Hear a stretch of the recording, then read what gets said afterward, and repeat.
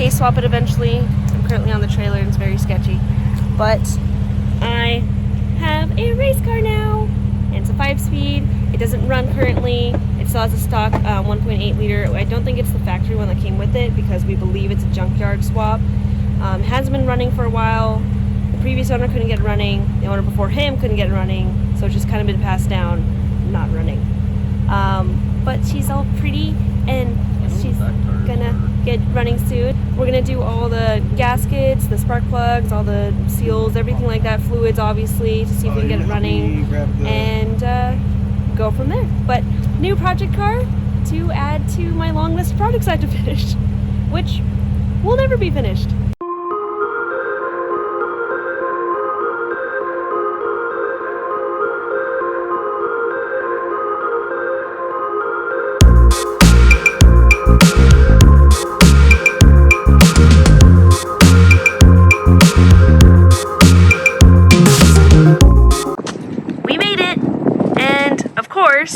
It's raining, so she'll get a nice little wash that's much needed, but they're together, and I have big plans for her and big plans for that one still.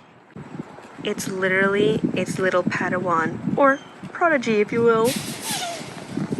I'm so excited. The plan for this is to eventually get it swapped either to a BP, the normal swap that they do for this, and then turbocharged it. The BP motor has about 40 less horsepower, so this stock runs about 130, I believe, horsepower. The BP is about 90 or so. But typically you do the BP swap and then you turbocharge it, which I've never had a turbo car before. So, however, this channel is called Miss VTech. So the other option I'm thinking about is possibly case swapping the Protege, because why not? And most likely putting the wagon case swap on the back burner, but race car definitely is going to get case swap first. And I might be getting Brandon's old hand-me-down case swap that's in his CRX right now. Not the best K series, I believe it's the worst, but better than this. So case swap eventually, lots of big plans, but ultimately gotta get it running first and see what else I gotta do, because it's gonna be a whole thing.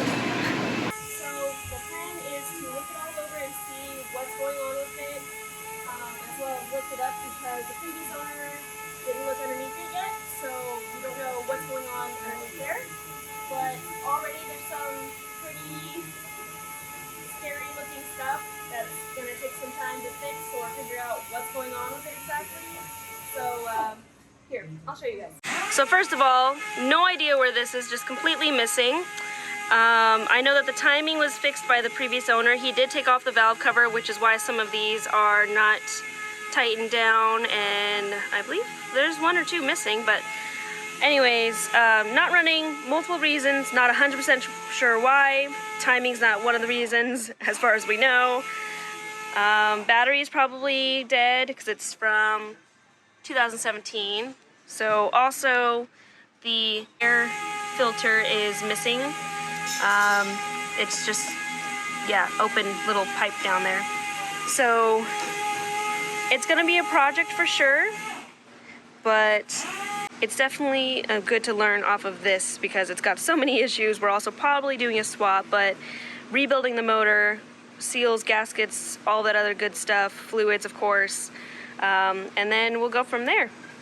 Also, I forgot to point out that somehow the intake tube got squished, so definitely not the hood. Not sure how that happened. Also, if you're wondering what that noise is this whole time, it's Christian. He's DAing that truck. So, sorry. Anyways, also that motor mount right there, that's bad that Brandon was pointing out. It's all torn up and shredded. I also just got a fresh cut. That was lovely. And it's got basically no coolant. So, okay,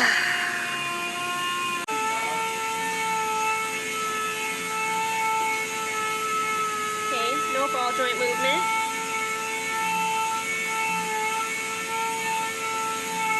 And looks like wheel bearing's fine. So, least that's good. However, I do need new rotors all the way around because they're all rusted and I don't think that they are the proper thickness, as well as the pads need to be replaced for sure because they're all very thin. Probably maybe at 3 or 4, but it's best just to replace them all around and, you know, never pad slap a rotor. Always replace pads and rotors together, or at least get them resurfaced, but, you know, to the proper thickness. So I was wrong. The pad's probably at a 2 or 3. Yeah, it's pretty thin. So probably like a 2 or 3. Not a 3 or 4, but either way, needs to be replaced. Underneath, this is what we're looking at. It looks like we've got 2 cats. So, 2 cats I don't necessarily need. It does look pretty grimy, like something is leaking, some oil probably. But it's all the way up there too, so maybe an oil leak happening up top somewhere. But here is Tranny, and she's covered too. So cool thing is it is a 5-speed. Those axle boots look really good actually. Not cracked or anything really. They just look a little dirty, you know, like everything else on this car. So I don't see anything immediately that needs to be touched or worried about.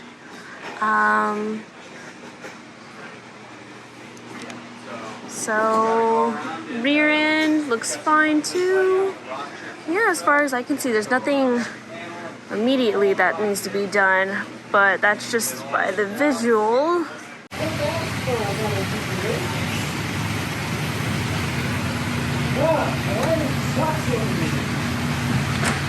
Ball joint boots are torn. Might be a rear main seal leak. Motor mount. Motor mount. Something's leaking up there. I can't tell. You can see it on the bottom of the thermostat housing. Okay. There's a drip, but it's something higher, and thermostat housing doesn't leak oil. That ball joint boot's torn. Probably got cam seals or something. That's where all of this leak's coming from. Up above there, looks like it has an aftermarket head gasket. At least it's blue. Control arm bushings are bad. Definitely bad. Ooh, yeah. Wow. Yep.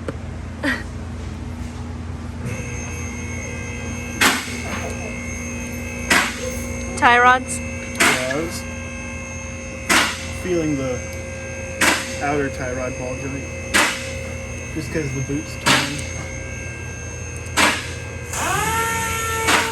Not terrible.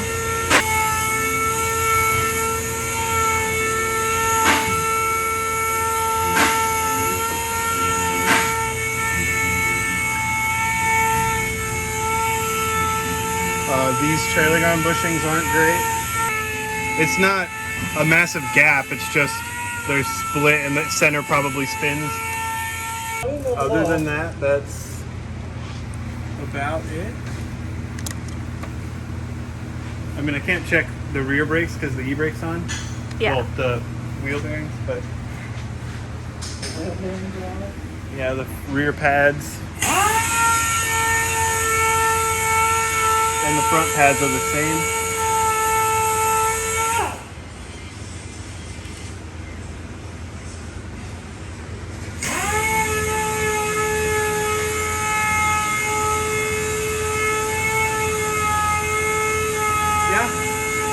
At least from underneath.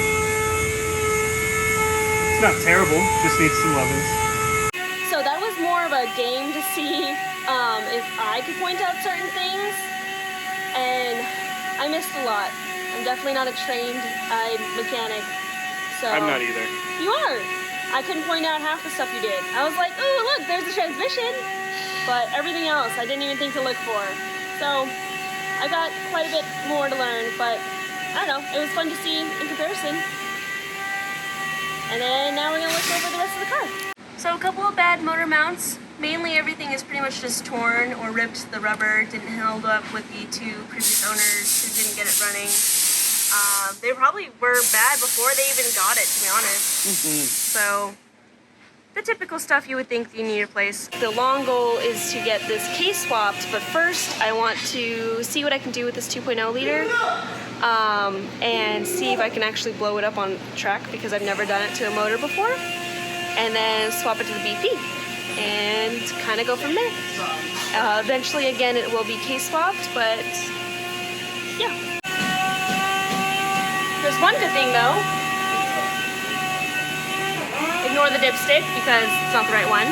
But there's still oil in it. So, came with oil. Which doesn't matter because we're going to empty it anyway. Now time for the interior.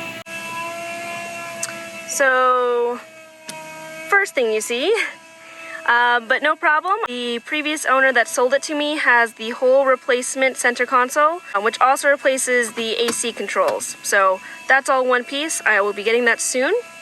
I did notice that when I picked it up. Not sure where that came from or why that alone was painted, because none of the other ones were. Some extra little cart things here and some ammo. Yep. And she's gonna need a detail. She's got this cute little compartment with some knobs. The back is actually not bad. I don't have a wing on it currently. The previous owner took it for his, so now he gave me a different one, so I have to reattach that after we paint it. But interior is actually not too bad. These seats also have these side airbags in them, so that's a rare option that's not the greatest, but kind of cool. It does have cruise control. Does not matter, because it's race car, but pretty dope. And power window and locks. And I have never owned a car with power window or locks, or a sunroof, which apparently actually works. So, lots to do with the car, such as replace the windshield. That's another big issue. Not as big as everything else though. So I have to get the wagon up and running and kind of just go from there. The long run goal is to get this case swapped eventually. So that also might include a turbo supercharge. I don't really know yet, but first things first, gotta get it running. So I hope you guys are on the same page with me. This is a pretty dope build. I'm super excited. And I can't wait to take this on track, and my goals are to get this to NASA and eventually hopefully get to HPD4, which is basically like advanced or experienced or expert drivers. I don't know how to word it, but I'm not even into HPD1 yet, so gotta start there first too. Either way, as you guys can see, I'm super excited, already thinking about plans 10 or so years down the road, but I can't wait. And I can't wait to take you guys along with the journey. So stay tuned, lots more to come on the Protege. Thanks for watching, bye!